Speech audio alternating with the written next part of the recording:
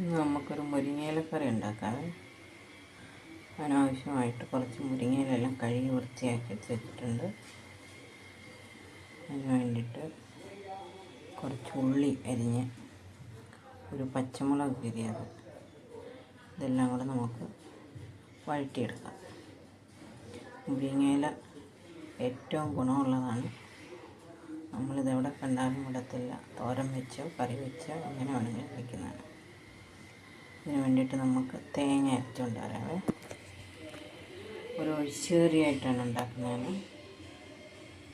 അതിനാവശ്യമായ തേങ്ങ, 2 പച്ചമുളകും കൂടിടുവാണ്, കുറച്ച് വെളുത്തുള്ളി, ശകലം ചെറിയ ഉള്ളി, 5-6 ചെറിയ ഉള്ളി, കുറച്ച് ചെറിയ ജീരകം, അല്പം മഞ്ഞൾ, ഇച്ചിരി വെള്ളം ഒഴിച്ചിട്ട് നമുക്ക് അരച്ചെടുത്തുകൊണ്ട് വരാം.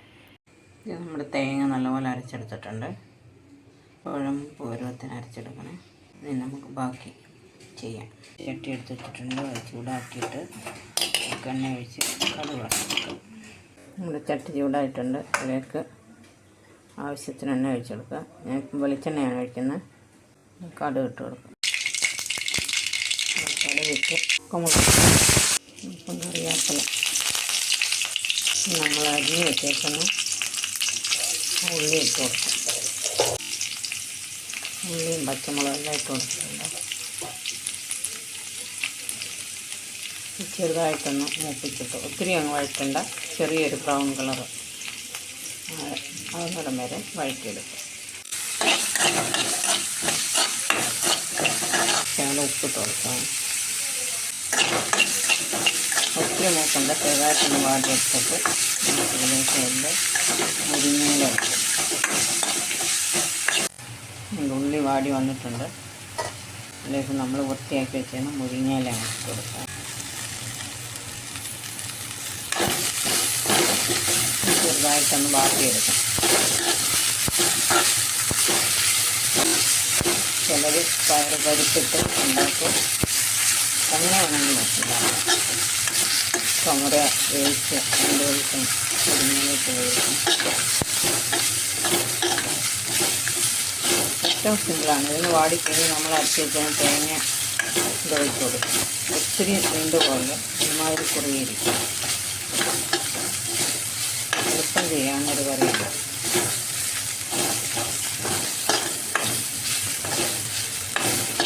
മുരിങ്ങയില എന്ന് പറയുന്നത് ഏറ്റവും ഗുണമുള്ളതാണ്. ഈ ചിക്കൻ ഇലക്കറികൾ കഴിക്കുന്നതൊക്കെ നല്ലതാണല്ലോ, ശരീരത്തിന് ഗുണമുള്ളതാണ്. അതുകൊണ്ട് നമ്മളൊന്ന് ട്രൈ ചെയ്ത് നോക്കും. മുരിങ്ങയില കിട്ടിക്കഴിഞ്ഞാൽ കളയരുത്. മുരിങ്ങയില വാടി വന്നിട്ടുണ്ട്.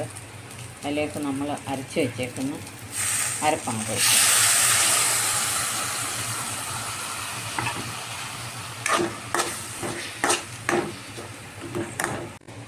ഇനി നമുക്കിതിൽ ഇച്ചിരി വെള്ളം ഒഴിച്ചൊന്ന് കഴുകി അരപ്പിലോട്ട് ഒഴിച്ച് കൊടുക്കാവേ. ഒത്തിരി നീണ്ടുപോകല്ല, ഒരു മീഡിയം പരുവത്തിന് കുറുക്കിയെടുക്കാം. ഇതിലേക്ക് നമുക്ക് വെള്ളം കുറച്ച് ഒഴിച്ച് കൊടുക്കാം.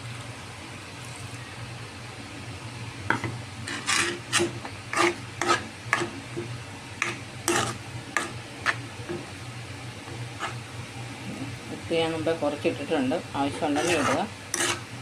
ഒരിത്തിരി വെള്ളം കൂടെ ഒഴിക്കുക. ഒത്തിരി കുറുകിയിരിക്കുകയാണ്. നല്ല പരുവത്തിന് വെള്ളം ഒഴിച്ച് കുറുക്കിയെടുത്തിട്ടുണ്ട്. ഒത്തിരി നീണ്ടു പോകരുത്. അല്ലേ, ഇതൊന്ന് ചൂടാവുകയോ ചെയ്യാവേ. തിളപ്പിക്കണ്ട. ചെറുതായിട്ടൊന്ന് ചൂടായി കഴിഞ്ഞതിന് ശേഷം നമുക്കിത് ഗ്യാസ് ഓഫ് ചെയ്യാം. മുരിങ്ങയിലക്കറി ചൂടായി. ഞാൻ ഗ്യാസ് ഓഫ് ചെയ്തേ. ഇത് നോക്കി, ചോറിൻ്റെ കൂടെ കഴിക്കാൻ നല്ല ടേസ്റ്റിയാണ്. ഏറ്റവും സിമ്പിളായിട്ടുള്ളതാണ്. പെട്ടെന്ന് നമുക്ക് ചെയ്തെടുക്കാവുന്നതാണ്. ഈ പരുവത്തിന് കുറുക്കിയെടുക്കാം. അപ്പം എല്ലാവരും ഒന്ന് ട്രൈ ചെയ്ത് നോക്കുക. ശരി, ഓക്കെ, ബായ്. നമ്മുടെ മുരിങ്ങയിലക്കറിയും ഇന്നലെ ഉണ്ടാക്കിയ തൈര് മുളകും കൂടെ അങ്ങോട്ട് ഒന്ന് ഞവടി